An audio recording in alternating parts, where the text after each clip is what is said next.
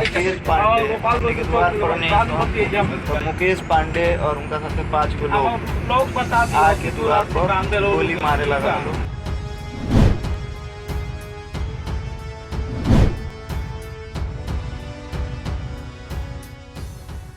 नमस्कार, आप देख रहे हैं न्यूज फॉर नेशन और मैं हूं आपके साथ शिप्रा झा। बिहार में अपराध का ग्राफ लगातार बढ़ता जा रहा है। अपराधी खुलेआम तांडव मचा रहे हैं। घरों में घुसकर अंधाधुंध फायरिंग की जा रही है।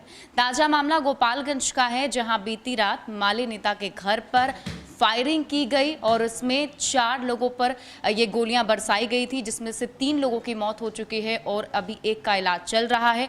घायल व्यक्ति ने बताया है कि इसमें मास्टरमाइंड जदयू के नेता पप्पू पांडे हैं। अब इस पर अधिक जानकारी के साथ हमारे सहयोगी विवेकानंद जुड़े हुए हैं। क्या कुछ ये पूरा मामला है? देखिए, कल रात की ये घटना है जब हथुआ थाना क्षेत्र में एक व्यक्ति के घर पर ताबड़तोड़ गोलियां बरसाई जाती हैं। इस गोलीबारी में 4 लोगों को गोली लगती है, जिसमें 2 लोगों की तो कल रात में ही मौत हो जाती है और एक व्यक्ति की आज इलाज के दौरान गोरखपुर में मौत होती है।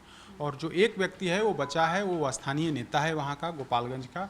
उसने कुचायकोट के जो सत्ताधारी जेडीयू के विधायक हैं अमरेंद्र पांडे उर्फ पप्पू पांडे, उन पर गंभीर आरोप लगाए हैं और इस पूरी घटना के लिए उनको जिम्मेदार माना है और कहा है कि उन्हीं की साजिश है कि उन लोगों ने जो कुचायकोट के विधायक हैं पप्पू पांडे, उनकी साजिश है और उनके लोग ही हमारे घर पर चढ़ कर के अंधाधुंध फायरिंग की है, जिससे हमारे माँ बाप और भाई की हत्या हुई है और मुझे गोली लगी है। तो बड़े गंभीर मामला है। वो कुचायकोट के जो विधायक हैं जेडीयू के, उन पर गंभीर आरोप लगे हैं। इस मामले में फर्द बयान के आधार पर गोपालगंज पुलिस जो है वो आगे की कार्रवाई में जुटी हुई है।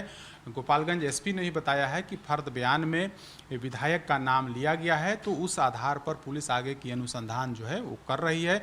एफआईआर दर्ज करने की प्रक्रिया जो थी, कुछ देर पहले जब बात हुई थी तो एफआईआर दर्ज करने की प्रक्रिया वो जारी थी।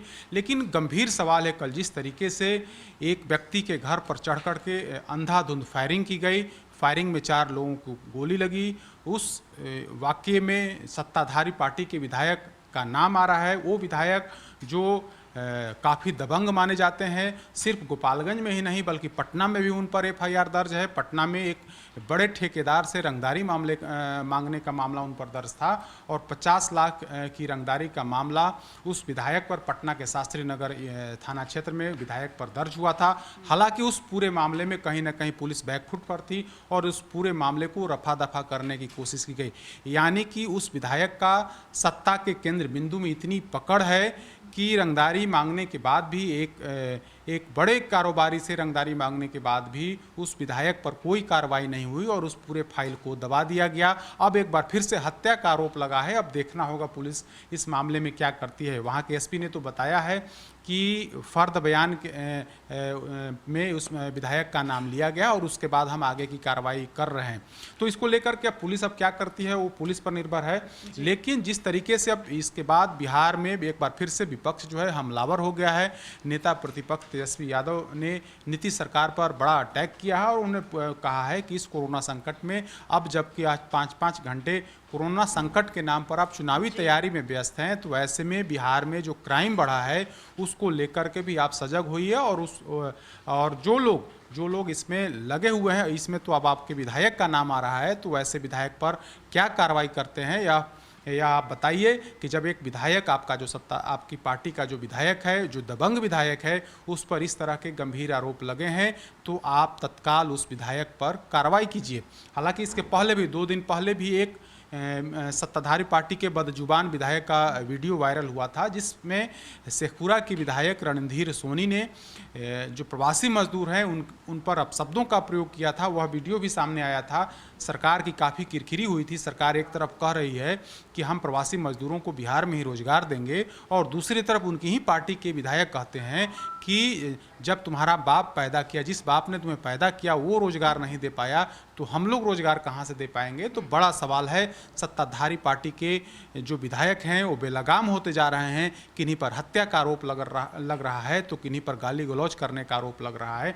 बावजूद जेडीयू की तरफ से इस पूरे मसले पर चुप्पी साधी हुई है, चाहे उससे पूरा विधायक का मसला हो या फिर अब जबकि गोपालगंज के कुचायकोट के विधायक पर गंभीर आरोप लगे हैं, हत्या के आरोप लगे हैं। तो इस पूरे मसले में कहीं ना कहीं जेडीयू बैकफुट पर है और जेडीयू के तमाम नेता जो हैं वो इस पूरे प्रकरण से चुप्पी साधे हुए हैं। हालांकि तेजस्वी यादव ने बड़ा वार किया है जेडीयू पर और खुद मुख्यमंत्री पर कि आप मुख्यमंत्री जी, आप कोरोना संकट में 5-5 घंटे बैठक कर रहे हैं और कोरोना संकट के बहाने आप चुनावी तैयारी कर रहे हैं, तो ऐसे में आप कानून व्यवस्था पर भी ध्यान दीजिए। और कानून व्यवस्था को लेकर जिस तरीके से बिहार में क्राइम का ग्राफ बढ़ा है, आपके विधायक पर आरोप लग रहा है, तो वैसे विधायकों पर आप तत्काल जो है तत्क्षण कार्रवाई करिए। इसी में बिहार का हित है। तो बड़ा सवाल खड़ा किया है नीतीश कुमार के पर और जवाब मांगा है कि बिहार की सरकार, बिहार की पुलिस जो है सो जवाब दे कि इस पूरे प्रकरण में अगर विधायक का नाम आया है तो विधायक पर क्या कार्रवाई की जा रही है। बिल्कुल, तो देखा आपने कि जेडीयू के विधायक पर ये आरोप लगाया गया है, ये गंभीर आरोप, और ऐसा नहीं है, इससे पहले भी कई सारे जेडीयू के ऐसे विधायक हैं जो ऐसे